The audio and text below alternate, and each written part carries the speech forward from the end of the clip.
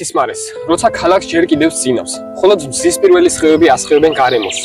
ქუჩებში ჩუმად, გწალვით, ჩნდებიან ადამიანები დაკოშრილი ხელებით. ჩვენი ქალაქის ყოველი დილა სწორედ მათი შრომით იწყება. ისინი უქმე დღეების მიუხედავად, ქალაქის სისუფთავეზე ყოველდღიურად ზრუნავენ. ჩვენი დროის გმირები ხმაურის გარეშე, გულით ასრულებენ დაკისრებულ მოვალეობას.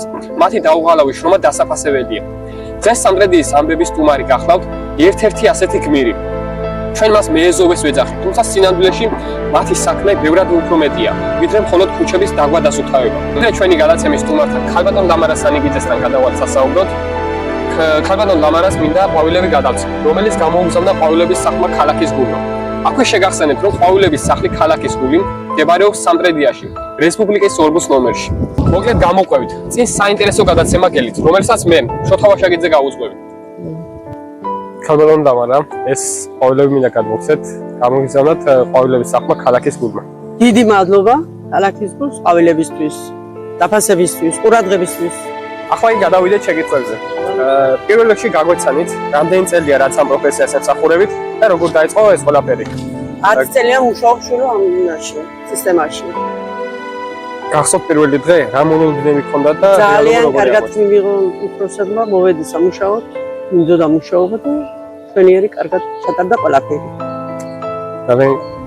მეეზოვება ბევრისთვის უბრალო საქმეა, მაგრამ ის დიდ ნებისყოფას და პასუხისმგებლობას მოითხოვს. რა სიზმრებს წააწყდით, იყო თუ არა საზოგადოებისგან მიუღებლობა? არავით არის მიუღებლობა არ იყო საზოგადოებისგან.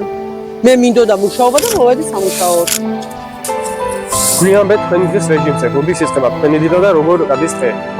დილა იწყება შვილო დილის 6 საათზე და ვამთავრებ 9-ზე. მერე საღამოს კიდევ გამოვდივართ 5-ზე და თუ რამე იქნება სამუშაო და იგი კიდევ ვაგრძელებთ მუშაობას. ამდენჯერ გაგვიგრძელებია სამუშაო. გადაგვიცილებია, გულშავია. თუ რამე იყო სამუშაო, შემოდგომია და გულშავია. თქვენი ნებით ოღონდ, არავით არ დაუვალებია.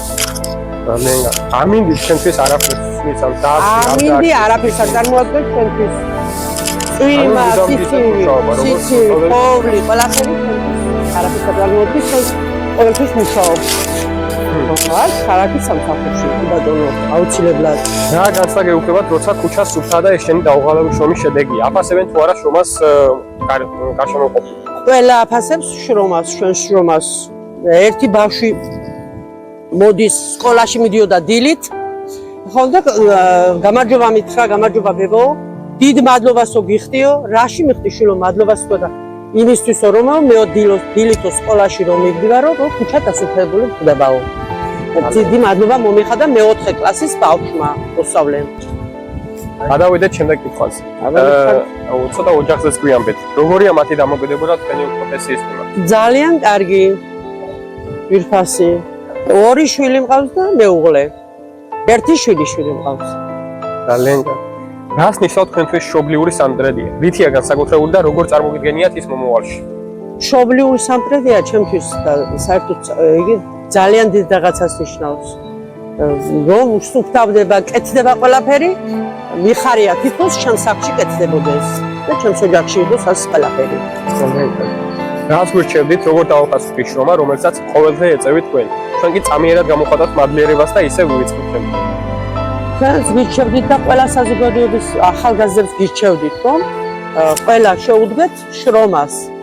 ვიშრომოთ, ყველაფერი გავაკეთოთ, რაც საჭიროა, და ყველაფერი კარგად იქნება.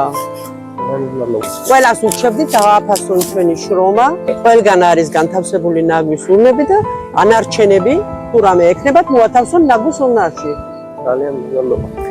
ბოლოს როგორ მიმართავთ ახალგაზრდობას, განსაკუთრებით მათ, რომელთაც ფიზიკური შრომა ეთაგილებათ? რას ურჩევთ? რას ურჩევდით? ჩაებენ ჩვენსავით შრომაში, შრომა სათაკილო არ არის და იმუშაონ და ყველაფერი კარგად იქნება. მადლობა ქალბატონ ლამარას სანიგიძეს საინტერესო ინტერვიუსთვის.